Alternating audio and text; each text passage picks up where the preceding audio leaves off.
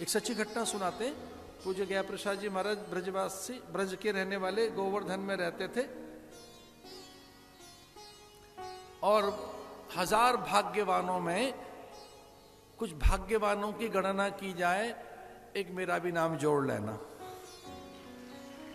मैंने भी दर्शन किए हैं महाराज के। पूज्य गया प्रसाद जी महाराज के बड़े बड़े संत उनके दर्शन करने जाते थे। बिल्कुल मेरे सन्यास के आरंभ काल की बात है और मुझे भी उनके दर्शनों का सुख मिला, लाभ मिला। हाँ, उन्हीं के कहने से मैं गोवर्धन में भी रहा, उन्हीं के कहने से मधुकरी भी ली। बड़े दिव्य महापुरुष थे, बोलते नहीं थे, शांत रहते थे। एक बार उनसे किसी ने पूछा कि महाराज ठाकुर कैसे रीझ है, ठाकुर कैसे प्रसन्न हो, भगवान को कैसे प्रसन्न करें, कोई उपाय बताइए। पंडित जी उखड़ गए, वैसे तो कभी उखड़ते नहीं थे वो। और वो कहने लगे ठाकुर तो बावरा है, वो तो किसी पे भी रीझ जाएगा, मुझे रिझा के देखा तो वे मानो। ठाकुर तो किसी प्रसन्न हो जाता है। ठाकुर तो भोला है, भाला है, सीधा है, सरल है।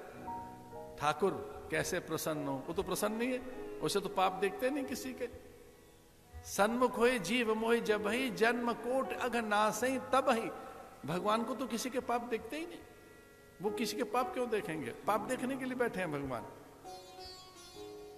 किसी के पाप नहीं देखेंगे, किसी की न्यूनता भगवान को दिखती ही नहीं है ना। वो तो दिखेंगे तब जब भक्ति आए जीवन में। तो पंडित जी ने कहा, पूज्य गया प्रसाद जी महाराज ने, कि उसे मत रिझा, तू मुझे रिझा कर दिखाए तो मानू मैं मुझे तो रिझा तो पता लगे।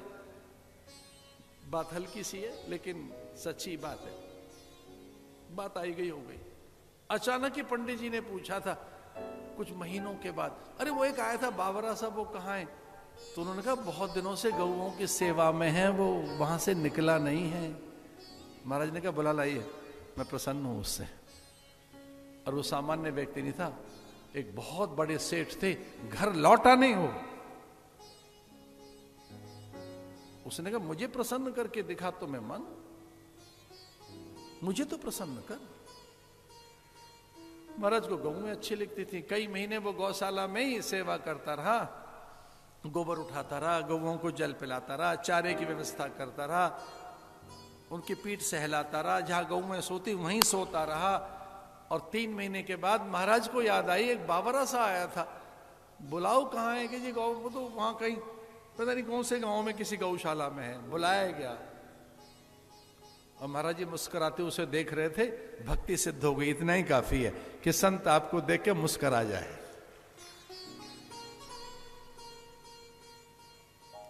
द्वारिका में भक्ति कैसे जगे, भगवान तो हैं।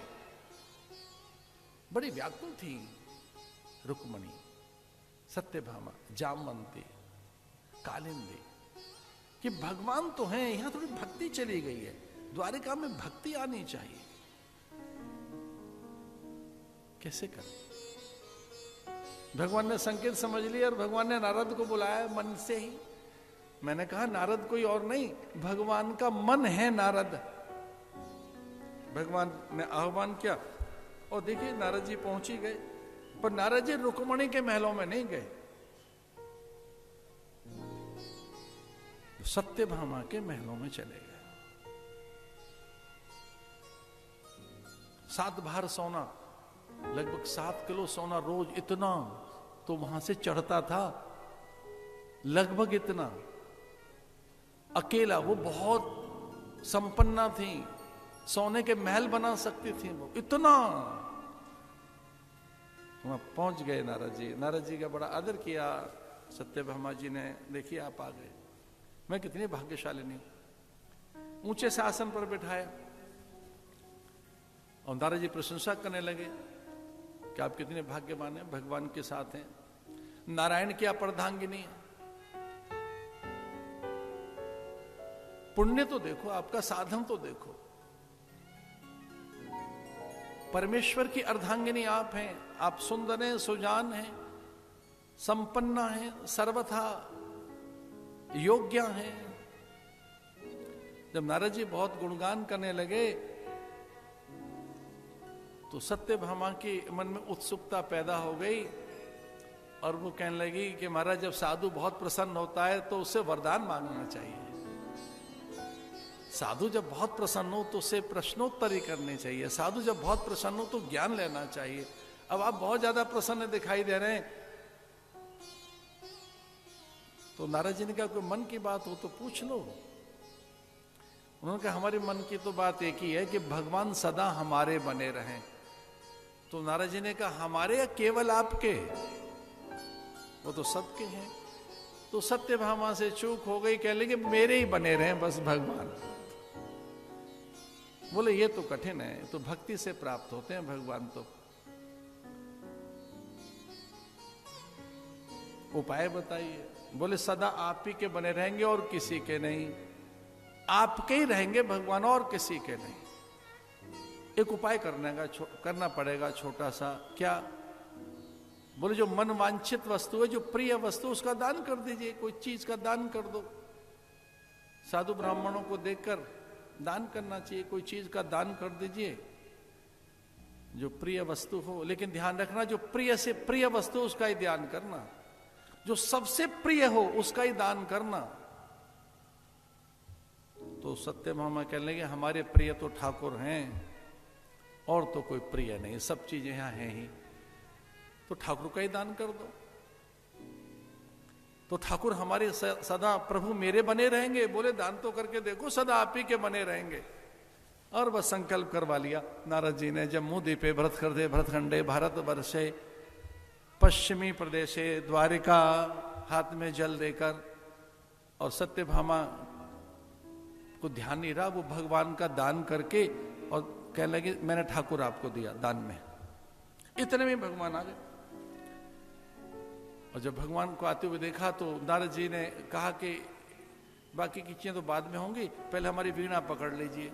कि करना क्या है कि पीछे पीछे आओ, आप दान में हमको मिल गए, अब हमारे साथ चलिए।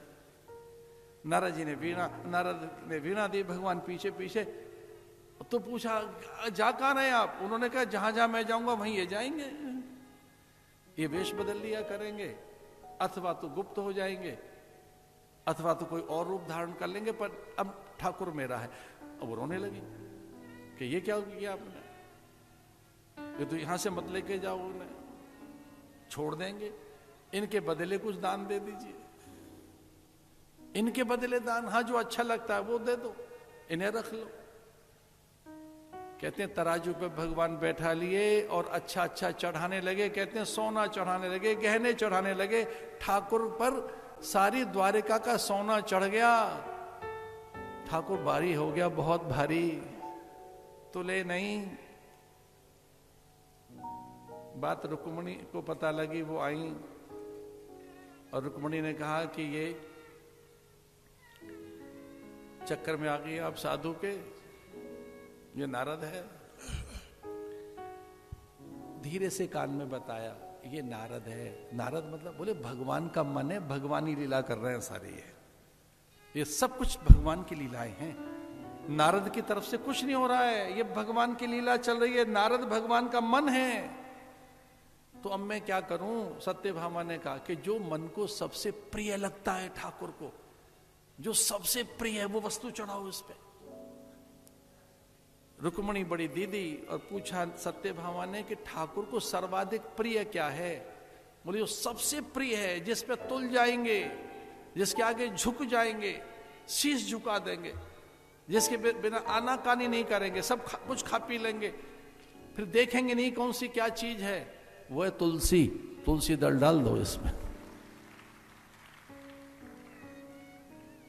रुक्मणी ने उस पे कृष्ण लिखा एक तुलसी के पत्ते पे और तराजू में रखा तो ठाकुर तुल गया। ठाकुर ऊपर और वो तुलसी का पत्ता नीचे।